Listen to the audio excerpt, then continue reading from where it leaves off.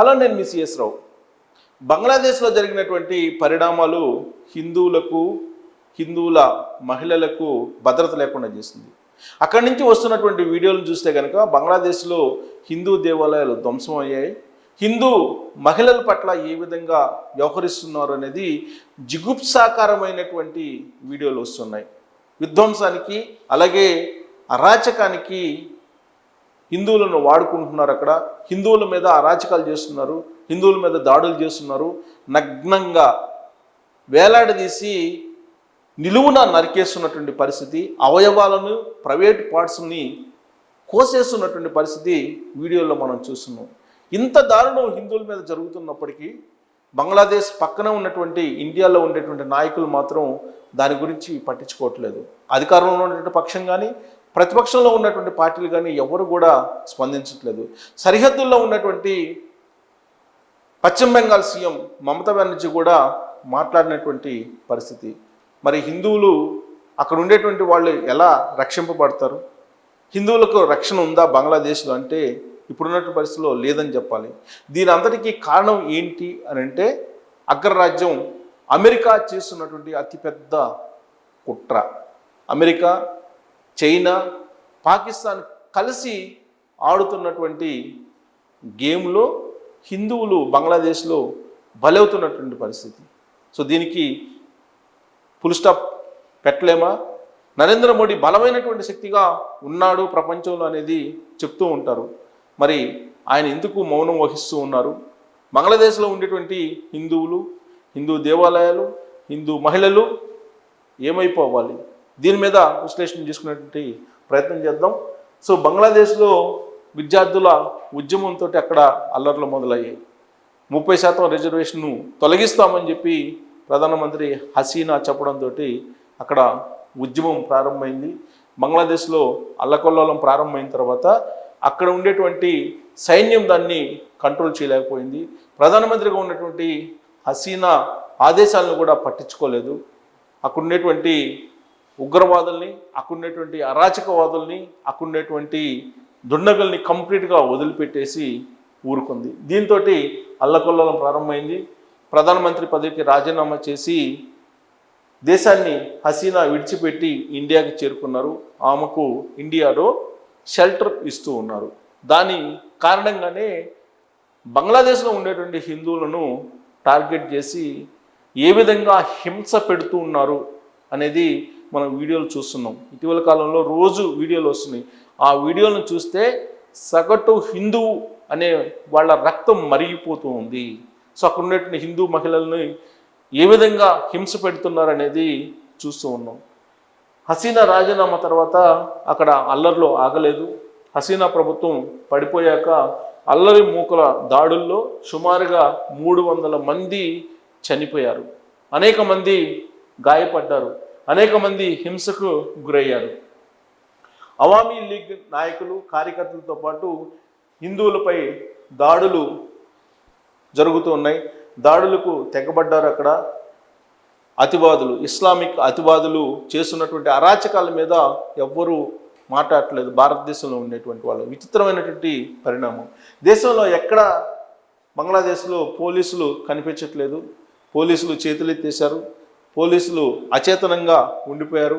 Military కూడా పట్టించుకోవట్లేదు. పరిస్థితిని అదుపులోకి తీసుకొచ్చే ప్రయత్నం కూడా చేయట్లేదు. ఉద్యమకారులు టార్గెట్ చేయడంతో విధులకు పోలీసులు దూరం అయిపోయారు.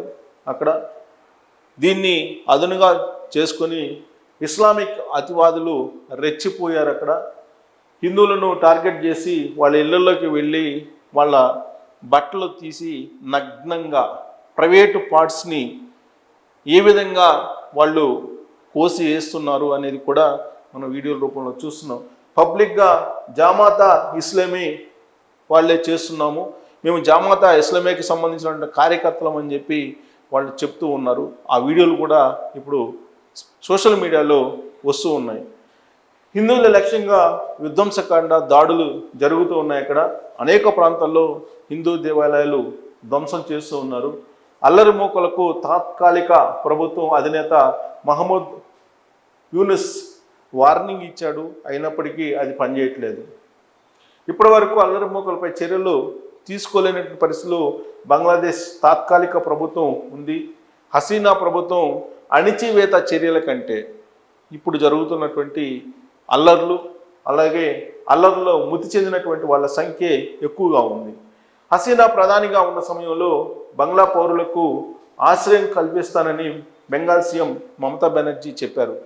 బంగ్లాదేశ్ పౌరులకు ఆశ్రయం కల్పిస్తానని బంగ్లాదేశ్ సరిహద్దులో ఉన్నటువంటి మమతా బెనర్జీ బెంగాల్ సీఎం హామీ ఇచ్చారు. కానీ ఇప్పుడు ఏమీ మాట్లాడలేదు. హసీనా ప్రభుత్వం పడిపోయాక హిందువుల పైన దాడులు పెరిగాయి. ఆ అంశం మీద కూడా బెనర్జీ మాట్లాడలేదు. మమతా బెనర్జీ బంగ్లాదేశ్లో దాడులకు గురవుతున్నట్టు హిందువులకు ఆశ్రయం ఇస్తానని మాట మాత్రం మమతా బెనర్జీ చెప్పట్లేదు. అని అంటే ఏ స్థాయిలో రాజకీయాలు ఇండియాలో ఉన్నాయి? పక్కనే ఉన్నటువంటి బంగ్లాదేశ్లో హిందువులు హింసకు గురవుతుంటే ఎవరు నోరు విప్పకుండా మౌనంగా చూడడం అనేది ఎలా చూడాలి అనేది కూడా ఇప్పుడు ప్రశ్న వస్తూ ఉంది. బంగ్లాదేశ్లో హిందువులపైన దాడుల గురించి కాంగ్రెస్ పార్టీ స్పందించట్లేదు. విచిత్రంగా కాంగ్రెస్ పార్టీ ప్రతి అంశంలో కూడా స్పందిస్తూ ఉంది. రాహుల్ గాంధీ చాలా యాక్టివ్గా పార్లమెంట్ బయట మాట్లాడుతూ ఉన్నారనేది ఇప్పుడు కాంగ్రెస్ పార్టీ వర్గాల్లో చెప్తూ ఉన్నారు. ప్రజల స్పందనకి అనుగుణంగా ఆయన మాట్లాడుతూ ఉంటారనేది కూడా ఆయన మీద ఇప్పుడు నమ్మకం పెరుగుతుంది. ఇలాంటి పరిస్థితుల్లో బంగ్లాదేశ్లో హిందువుల మీద దాడులు జరుగుతూ ఉంటే ఆయన మాత్రం మౌనం వహిస్తూ ఉన్నారు ఒక ప్రతిపక్ష నేతగా. ఎక్కడో గాజాలో ముస్లింలపైన దాడి జరిగితే ఇక్కడ ఆందోళనలు చేయడం అనేది కాంగ్రెస్కు పరిపడి. కాంగ్రెస్ ఎప్పుడు కూడా ప్రపంచవ్యాప్తంగా ఎక్కడ ఇస్లామిక్ సంబంధించినటువంటి దాడులు జరిగినా స్పందిస్తూ ఉంటుంది. గాజాలో ముస్లింలపైన దాడులు జరిగితే స్పందించింది కాంగ్రెస్ పార్టీ. కానీ బంగ్లాదేశ్లో హిందువుల మీద దాడులు జరుగుతుంటే కాంగ్రెస్ పార్టీ నోరు విప్పనటువంటి పరిస్థితి కనిపిస్తూ ఉంది. రాహుల్ గాంధీని టార్గెట్ చేసింది ఆ మేరకు బీజేపీ. రాహుల్ గాంధీ లండన్ పర్యటనలో పాకిస్తాన్ అనుకూల బంగ్లా నేషనలిస్ట్ పార్టీ నేత తారిక్ రెహమాన్ని కలిశారని విమర్శలు. సో రాహుల్ గాంధీ ఇటీవల కాలంలో లండన్ వెళ్ళినటువంటి సందర్భంగా పాకిస్తాన్ అనుకూల బంగ్లా నేషనలిస్ట్ పార్టీ నేత తారిక్ రెహమాన్ని కలిశారనేది ఇప్పుడు రాహుల్ గాంధీ మీద వస్తున్నటువంటి విమర్శలు. అంటే అక్కడ పాకిస్తాన్కు అనుకూలంగా ఉన్నటువంటి బంగ్లా నేషనలిస్ట్ పార్టీ నేతతోటి కలిశాడు రాహుల్ గాంధీ అని అంటే అక్కడ విదేశాలకు సంబంధించినటువంటి కుట్రకు ఆయన మద్దతు ఇస్తున్నారు అనేటువంటి ఆరోపణ బీజేపీ చేస్తుంది రాహుల్ గాంధీ మీద. బంగ్లాదేశ్లో హిందువులపైన దాడుల వెనుక రాహుల్ గాంధీ ఉన్నారనేటువంటి తీవ్రమైనటువంటి ఆరోపణలు ఇప్పుడు బీజేపీ గుప్పిస్తూ ఉంది. సో ఇది భారతదేశంలో రాజకీయంగా పరస్పర ఆరోపణలు ప్రత్యారోపణలకు కేంద్రంగా మారింది బంగ్లాదేశ్ అల్లర్ల వ్యవహారం. అయితే ఎన్నికల ముందే రాహుల్ గాంధీకి చైనా, అమెరికా, పాకిస్తాన్ నుంచి మద్దతు ఉంది అనేది అప్పట్లో బీజేపీ చేసినటువంటి ప్రచారం. విదేశీ శక్తులతోటి రాహుల్ గాంధీ చేతులు కలిపారు అనేటువంటి ఒక ప్రచారాన్ని కూడా చేసింది.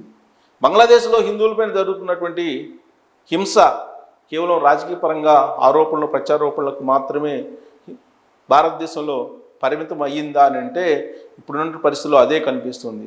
కానీ శక్తివంతమైనటువంటి ప్రధానమంత్రిగా నరేంద్ర మోడీ జోక్యం చేసుకొని అక్కడ హిందువులను కాపాడాల్సినటువంటి గురుతర బాధ్యత ఉంది. ఆ దిశగా బీజేపీ అడుగులు వేయడంలో వైఫల్యం చెందింది అనేది ఇప్పుడు కనిపిస్తుంది. ఒకవైపు చైనా, మరోవైపు పాకిస్తాన్, ఇంకొక వైపు అమెరికా, ఈ మూడు దేశాలు ఇప్పుడు బంగ్లాదేశ్ అల్లర్లకు కుట్ర పన్నాయని వస్తున్నటువంటి ప్రచారం క్రమంలో భారతదేశం రాబోయేటువంటి రోజుల్లో ఎలాంటి స్టెప్ తీసుకోబోతుంది, ఒకవేళ మౌనంగా ఉంటే కనుక అక్కడ ఉన్నటువంటి హిందువులు బతికేటువంటి పరిస్థితి ఉందా అని అంటే ఇప్పుడు వస్తున్నటువంటి వీడియోలను చూస్తే కనుక హిందూ మహిళల ప్రైవేటు పార్ట్స్ని కర్కశంగా కోసివేస్తున్నటువంటి పరిస్థితిని చూస్తే సగటు హిందువుడికి మాత్రం రక్తం మరిగిపోతుంది. మరి నరేంద్ర మోడీ హిందూవాదాన్ని వినిపిస్తూ ఉంటారు, మరి ఆయన ఎందుకు స్పందించట్లేదు? రాహుల్ గాంధీ కుట్ర ఉంటే దాన్ని ఎందుకు బయట పెట్టలేదు అనే దాని మీద కామెంట్ రూపంలో మీ అభిప్రాయాన్ని తెలియజేయచ్చు. Thank you very much.